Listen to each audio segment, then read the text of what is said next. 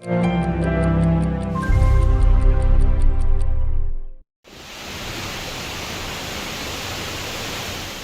rain and wind gusts up to 85 miles an hour battered the Dominican Republic on Monday as Hurricane Fiona made its way through the Caribbean.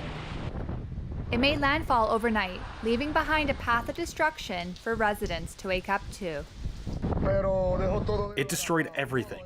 Everything has been affected. It all has to be rebuilt. All this. The Category 1 hurricane battered Puerto Rico on Sunday, triggering a total power outage and killing at least one person. Up to 30 inches of rain was recorded in some areas, producing catastrophic flooding. Downed trees and mudslides have cut off access to some roads, and many are without basic necessities. We're looking for gasoline, water, ice, all the supplies necessary for getting through this. We were hoping it wouldn't be so big, but well, it was bigger than we expected, and you have to make do with what you have. Fiona is now making its way north, gathering strength as forecasters predict it will become a Category 3.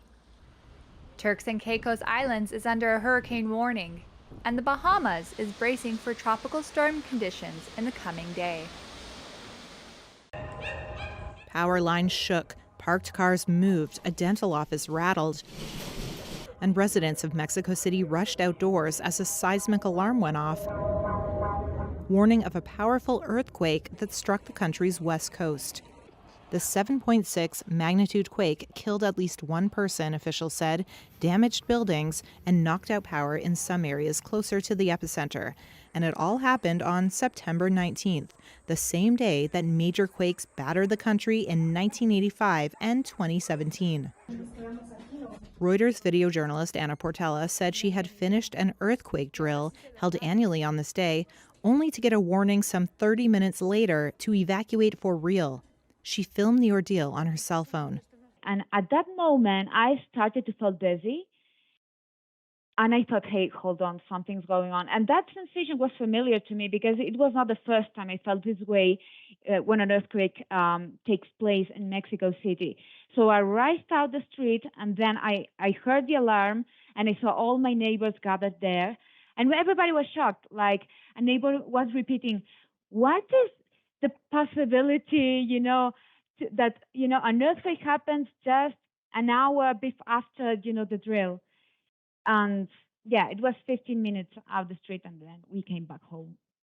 And I tell you, I'm not gonna sleep calm tonight. Because maybe, the earthquake repeats or something happens. I don't know. Accountant Ricardo Benitez says he was one of the first ones out of his building. A colleague quickly warned us. We were the first ones to evacuate, and I didn't feel it. Other colleagues felt it. One who was on the toilet said the doors were shaking.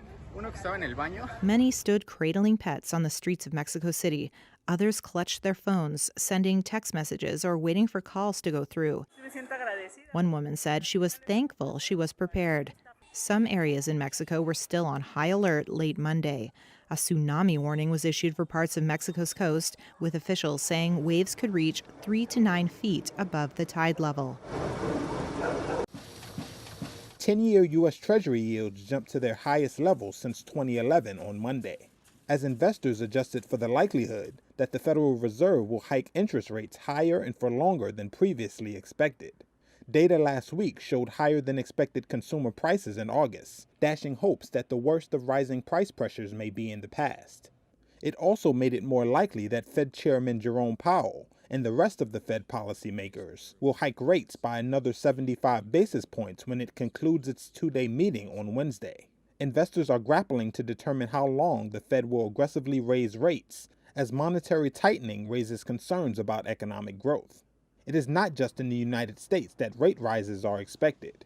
Most of the central banks meeting this week, from Switzerland to South Africa, are expected to hike. Monday, the U.S. benchmark 10-year yields briefly crossed 3.5%, the highest since April 2011 before falling back. 2-year yields reached 3.9%, the highest since November 2007. For those paying attention, you might notice that the 2-year yield is higher than the 10-year. This is known as an inverted yield curve. viewed by some economists as a reliable indicator that a recession will follow in 1 to 2 years. Lives lost, climactic costs, exhausted, angered. We are endangered, not because of our numbers, but because of our numbness.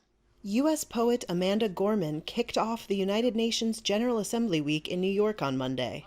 In a new poem called An Ode We Owe, she urged action on the climate crisis, hunger and poverty, and gender and racial equity, just a day before world leaders gather to address the 193-member body. This morn, let it be sworn that we are one human kin, grounded not just by the griefs we bear, but by the good we begin. To anyone out there, I only ask that you care before it's too late, that you live aware and awake, that you lead with love in hours of hate. South Korean pop band Blackpink, whose members are UN advocates for the SDGs, or Sustainable Development Goals, addressed the assembly via video. Here's Blackpink member Rose. We can't deny that the climate crisis is getting worse. There isn't a single moment to lose. That is why SDG 13 for climate action is so important. It can truly make or break our efforts across all global goals. The 17 SDGs were adopted by the United Nations in 2015 as a universal call to action to end poverty and protect the planet.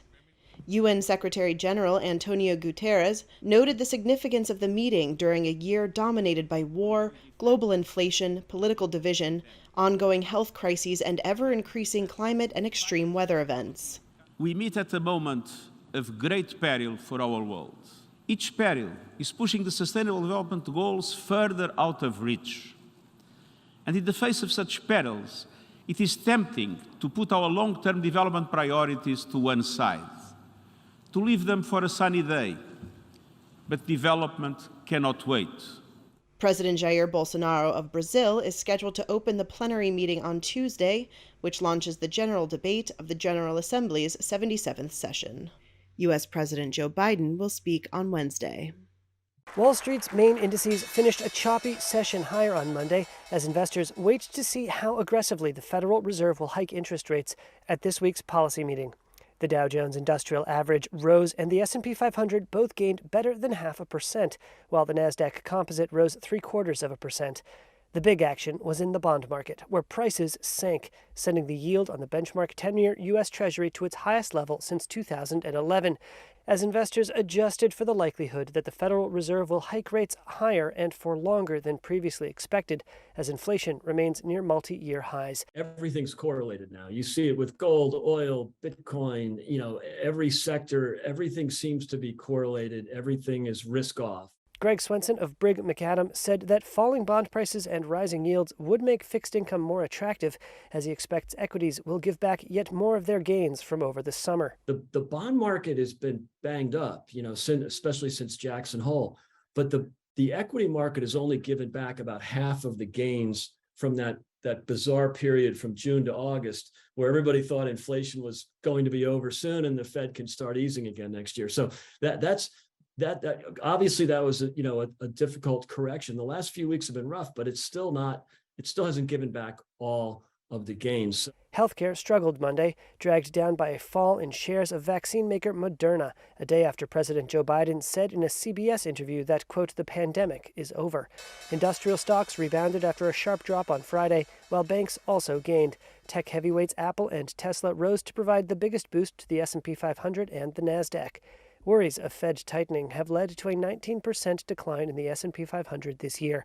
With a recent dire earnings report from delivery firm FedEx, an inverted U.S. Treasury yield curve, and warnings from the World Bank and the IMF about an impending global economic slowdown adding to the woes.